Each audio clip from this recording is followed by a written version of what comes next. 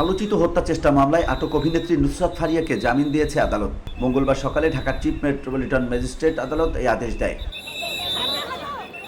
অভিনেত্রীর আইনজীবী মোহাম্মদ ইফতেখার হোসেন জানান, সকালে জামিনের আবেদন করা হলে শুনানি শেষে আদালত তা মঞ্জুর করে। তিনি বলেন, ঘটনার সময় নুসরাত দেশে ছিলেন না। এ সংক্রান্ত প্রমাণ আদালতে উপস্থাপন করা হয়েছে। ঘটনাটি যেদিন মামলা হয়েছে, যে ডেট অফ অকারেন্স, ওই সময় উনি কানাডায় অবস্থান করছিলেন এবং আমরা সেই সুবাদে তার পাসপোর্টে অ্যারাইভাল এবং ডিপার্চার সিল আদালতে প্রেরণ করেছি।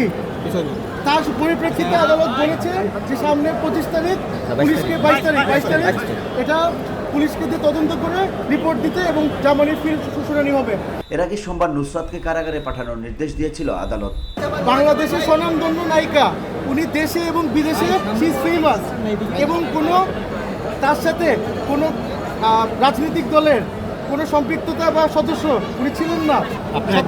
গুরুত্বপূর্ণ কথা আমার মক্কেল, উনি দেশেই ছিলেন না এবং তার ফেসবুকে আপনি যদি দেখবেন সপক্ষে বেশ কিছু পোস্ট আছে এই বিপ্লবের সপক্ষে।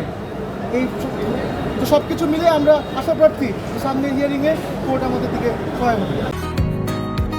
বসুন্ধরা, উত্তরা, বনশ্রী, কুড়িল ও বাড্ডা সহ রাজধানীর বিভিন্ন স্থানে অভিজাত ও অত্যাধুনিক মানের ফ্ল্যাট কেনার এক নির্ভরযোগ্য প্রতিষ্ঠান প্লেজেন্ট প্রপার্টিজ লিমিটেড।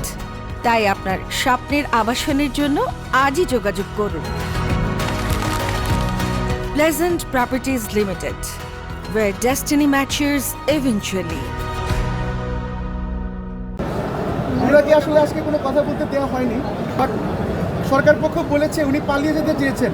আপনি যদি দেখেন জুলাই থেকে এই পর্যন্ত 3-4 বার উনি দেশের বাইরে ট্রিটমেন্টের জন্য, শুটিংয়ের জন্য যে আবার চলে এসেছেন। তার কিন্তু পালানোর কোনো ইন্টেনশন বা মোডাস অপারেন্ডি নেই। সেটা আমরা সরকার পক্ষকে বোঝানোর চেষ্টা করেছি, সহযোগিতা করেছি। আদালত কি বলেছে? আদালত ওই রিপোর্টের পরে 22 তারিখে আবার আদালত বসবে।